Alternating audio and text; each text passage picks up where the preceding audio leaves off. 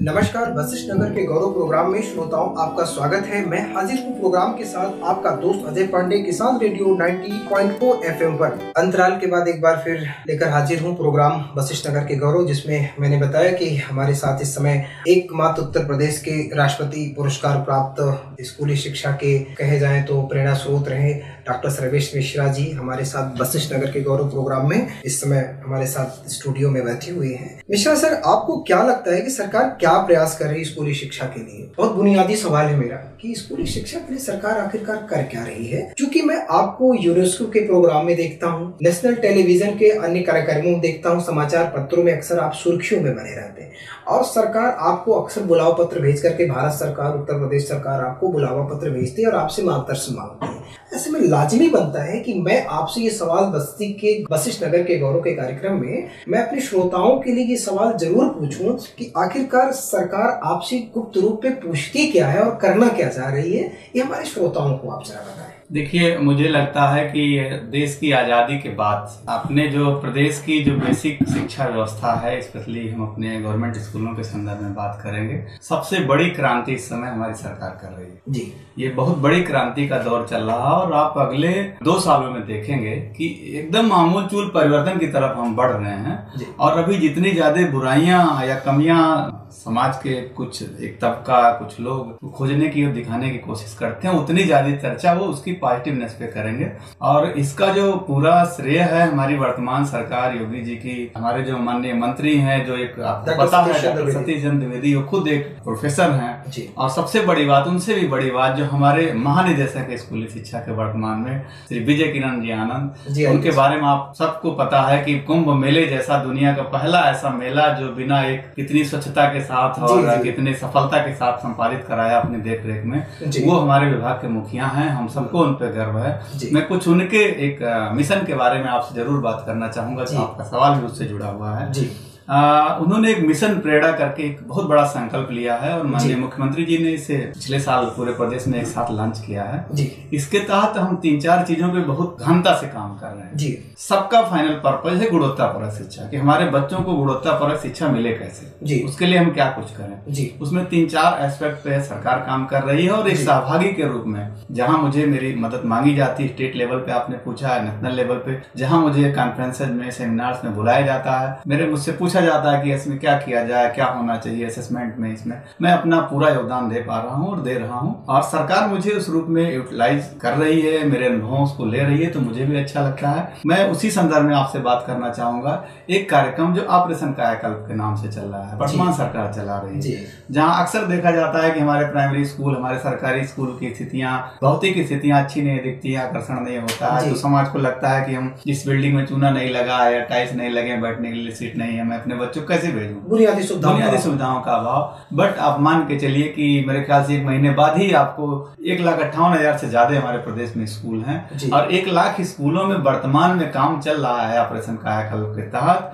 जिसके अंतर्गत हम 7 अलग अलग मॉड्यूल्स, जैसे ब्लैक बोर्ड हर स्कूल में सुनिश्चित कर रहे हैं कि बढ़िया सारे क्लास में वेल फर्निश्ड ब्लैक बोर्ड हो, पेयजल की वेल फर्निश्ड समर्सिबल पंप के साथ पेयजल सुविधा हो, शौचालय वेल फर्निश्ड हो, वहाँ पे जो है हमारा रैंप हो, हर स्कूल में बना हो, हर स्कूल का विद्युतीकरण हो, हर स्कूल में जो है टाइल्स लगे हों। तो ये जो आधारभूत सुविधाएं हैं, सरकार ने लक्ष्य तय किया है कि हम मार्च 2020 तक अपने हर स्कूल में पहुंचा देंगे। रंगी पुती दीवारें हों, लर्निंग उस पे जो है चित्र बने हों, बिल्कुल साथ सज्जा। सरकार ने स्कूल कंपोजिट ग्रांट स्कूलों को दे रखा है, अच्छे खासे 1 लाख रुपए तक दे रखे हैं। और ये मिशन का ऑपरेशन कायाकल्प जो हमारा है, इसको तो ग्राम पंचायतों को दे दिया सरकार ने कि हमारा टीचर, हमारा विद्यालय प्रबंध समिति विद्यालय विकास योजना बनाएगी, जितनी भी कमियां स्कूल में वो लिख के ग्राम पंचायतों को देगी। ग्राम पंचायतें अपने फंड से 14वें वित्त से या दूसरे भी फंड से प्राथमिकता के आधार पर गांव के दूसरे कार्यों को रोकते हुए पहले स्कूल को फुलफिल करेगी, उसके बाद फिर ग्राम पंचायत के काम करेगी।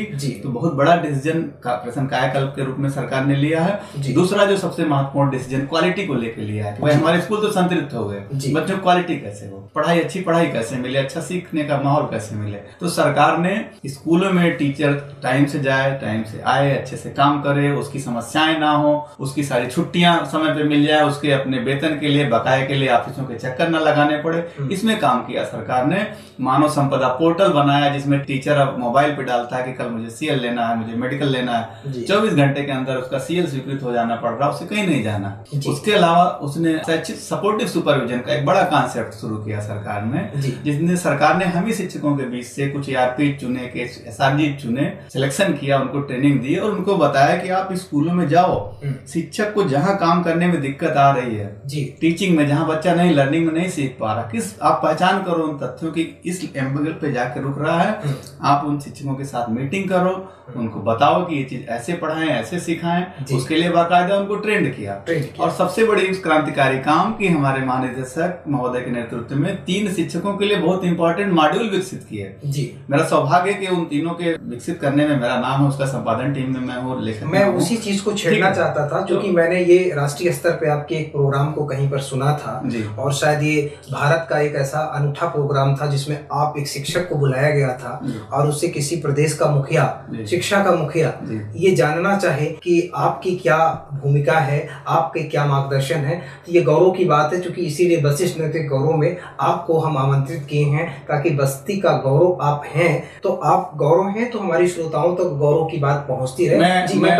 हाँ, उन 3 चीजों पे आपकी बात करना चाहूंगा, जिन 3 पुस्तकों का आप उसको एक शिक्षक की गीता मान लीजिए ताकि उस रूप में विकसित किया। पहली है आधारशिला, जिसमें हम कक्षा 1-2 के बच्चे जो लर्निंग आउटकम सरकार ने, कक्षा 1 के बच्चे को कम से कम इतना तो आना चाहिए, 2 के बच्चे को भाषा में इतना चाहिए, गणित में इतना चाहिए। हमने आधारशिला में ये बताया, उस कंटेंट दिया कि साहब गतिविधि आधारित शिक्षण टीचर कैसे करे, भाषा के अप्रोचेज क्या होंगे, मैनेजमेंट कैसा करे और शिक्षक अपना स्व विकास कैसे करे। क्योंकि टीचर एक बार बन गया जरूरी नहीं कि उसको लाइफ टाइम वही उसकी योग्यता काम आती रहे, तो स्व विकास कैसे करे, हम आधारशिला में इसकी बात करते हैं। इसी तरह से दूसरा हमारा मॉड्यूल ध्यानाकर्षण है, जिसमें हम उन बच्चों को मदद करते हैं जो किन्हीं कारणों से अपने क्लास में पीछे रह जाते हैं। कई बार आप देखते हैं कि उम्र के अकॉर्डिंग एडमिशन करते हैं, तो 3rd क्लास में कोई बच्चा है जो बहुत तेज है और दूसरा बच्चा बहुत कमजोर है, तो जो बहुत बच्चा कमजोर है उसके साथ हम कैसे काम करें, उसकी स्ट्रेटजी हम बताए हैं और इसमें 50-18 तकनीकों का प्रयोग बताए हैं। अच्छा, किन 18 तकनीकों का प्रयोग अगर हमारा शिक्षक साथी करेगा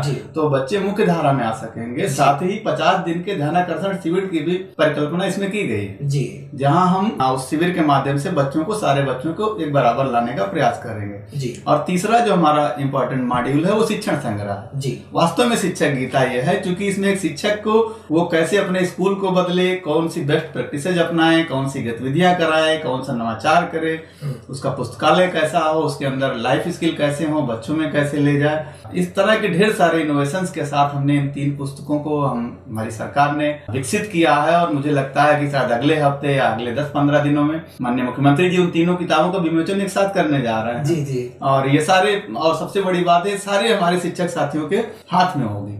तीसरा जो जिस महत्वपूर्ण मुद्दे पे सरकार काम कर रही है वो असेसमेंट का। अभी तक स्कूलों में हमारी परीक्षाएं होती हैं और परीक्षा शब्द से ही बच्चों को डर लगता है, तो हम परीक्षा न करके हम असेसमेंट की बात करते हैं वर्तमान सिनेरियो में कि हम, और असेसमेंट होता है जो सुधार के लिए होता है, परीक्षा होता है रिजल्ट देने के लिए, असेसमेंट होता है कि हम जानते हैं बच्चा सीखने के क्रम में अभी कहाँ है। अगर उससे 2 मैसेज निकलते हैं कि एक तो बच्चे की हम कमी जान पाते हैं, वो गैप जान पाते हैं, दूसरा टीचर अपनी भी कमी जान पाता है, कहीं ऐसा तो नहीं मेरे सिखाने में कोई गैप है, तो टीचर अपना भी मूल्यांकन करता है, बच्चे का भी करता है और रोज करता है, 24 घंटे करता है, जब भी बच्चा उसके सामने होता है, प्रोसेस होता है। इस पूरी प्रक्रिया में जो ऑपरेशन कायाकल्प, हमारा सपोर्टिव सुपरविजन, हमारा जो है, उसके अलावा एक सैंपल, स्कूल सैंपल हम विकसित कर रहे हैं, जो हम हर नया पंचायत में सैंपल, जहाँ एक अच्छे टीचरों का ग्रुप होगा, वो ग्रुप भी इन्हीं 3 मॉड्यूल्स पे टीचर को अपडेट करेगा कि इसके साथ कैसे काम। अंतराल के बाद एक बार फिर मैं हाजिर हूँ, आपका दोस्त अजय पांडे, लेकर प्रोग्राम वशिष्ठ नगर के गौरव, जिसमें हमारे साथ डॉक्टर सर्वेश मिश्रा जी हैं। सर, आखिरी सवाल, आपका समय बहुत ज्यादा मैं नहीं लेना चाहता हूं, क्योंकि आप एक व्यस्त और आप कर्तव्यशील व्यक्ति हैं। ऐसे में हमारे श्रोताओं को सिर्फ एक आखिरी सवाल का जवाब दे दें और बता दें, संदेश क्या देना चाहते हैं अध्यापकों के लिए, अभिभावकों के लिए, समाज के लिए? आपका क्या संदेश है, क्या नजरिया है? तो पहला संदेश, अपने जो इस आपके किसान रेडियो को हमारे गांव में बैठे हुए, दूर दराज गांव में जो हमारे श्रोता सुन रहे हैं, जिनके बच्चे आकर्षित प्राथमिक स्कूलों में पढ़ने जाते हैं या नहीं जाते हैं, तो मैं उनसे भी अपेक्षा करता हूं कि उसमें नामांकन कराएं और अपने बच्चों को रोज स्कूल भेजें। पहली शर्त है, साफ सुथरा स्कूल भेजें। वही गार्जियन, जब आप प्राइवेट स्कूल में फीस देते हो, आप बच्चे हाथ पकड़ के छोड़ने ले जाते हो, लेकिन गार्जियन जब सरकारी स्कूल में एडमिशन करा देता है तो उसको लगता है कि बच्चा चला गया या नहीं चला गया, और थोड़ा सा लापरवाह हो जाता है। तो आप जिम्मेदारी पूर्वक पहले तो प्रवेश कराएं। मैंने पहले बताया कि हमारे स्कूल बहुत अच्छे हो रहे हैं। प्रवेश हो जाए तो फिर उनको नियमित उनको स्कूल भेजें, साफ सुथरा भेजें, स्वच्छता के साथ भेजें। तो ये मेरी सभी अपने अभिभावकों से अपील है। दूसरी अपील मेरी अपने शिक्षक साथियों से है कि हमारे शिक्षक साथी नियमित स्कूल जाएं, समय से स्कूल जाएं। हालांकि सभी जाते हैं, प्रॉब्लम सभी के साथ हो सकती है, लेकिन कोशिश करें कि हम समाज में जो एक नजरिया बना कि टीचर स्कूल नहीं जाता है, जबकि इसका उल्टा है, टीचर स्कूल ही जाता है और कहीं नहीं जाता। सबसे आज भी अगर काउंट करेंगे तो हमारा शिक्षक साथी सबसे ज्यादा टाइम से स्कूलों में जाने वाला वो मिलेगा। तो उनसे भी निवेदन है कि समाज में ऐसे किसी भी विरोधाभास को समाप्त करने के लिए हम समय से जाएं, समय से आए, समय से अपना काम करें। तीसरा मेरा संदेश है बच्चों के लिए कि बच्चे भी नियमित स्कूल समय से आए, अच्छे साफ सुथरे होके आए। और एक और संदेश मेरा अपने विभाग के, हालांकि हम लोग सौभाग्यशाली हैं कि जिले में हमारे जिलाधिकारी महोदय, हमारे बीएसए, हमारे जितने भी अधिकारी हैं, इस समय काफी सपोर्टिव नेचर के हैं। तो हमारे शिक्षकों के साथ पूरी जस्टिस हो रही है, उनकी समस्याएं। फिर भी मेरा निवेदन है कि हम शिक्षक साथियों की जो भी समस्याएं हो, छोटी मोटी छुट्टियों को लेके हों, उनकी सैलरी को लेके हों, उनको सपोर्ट करने के लिए हो, तो मेरा निवेदन है अपने अधिकारियों से, गणमान्य अधिकारियों से, जनप्रतिनिधियों से कि हमारे ऐसे शिक्षक जो अच्छा कर रहे हैं उनको इंसेंटिव भी दें, उनको मोटिवेट भी करें, उनको सहयोग भी करें और उनकी समस्याओं को समझे। मुझे लगता है कि हमारा ये दौर जो चल रहा है शिक्षा में, बेसिक शिक्षा में स्पेशली, क्रांति का दौर है और अगले 2 सालों में पूरी तरह से परिवर्तित हमारा शिक्षा विभाग दिखेगा, नए रूप में दिखेगा, नए कलेवर में दिखेगा। हमारी पूरी टीम, हमारे माननीय मुख्यमंत्री, शिक्षा मंत्री, हमारे महानिदेशक, हमारे डायरेक्टर सर, हमारे जिला स्तरीय सारे अधिकारियों की टीम और हम सारे शिक्षकों की तरफ से ये प्रतिबद्ध करना चाहते हैं सभी अभिभावकों को कि आप अपने बच्चों को नियमित स्कूल भेजें और हम आपके बच्चों की गुणवत्तापूर्ण शिक्षा के लिए कटिबद्ध हैं।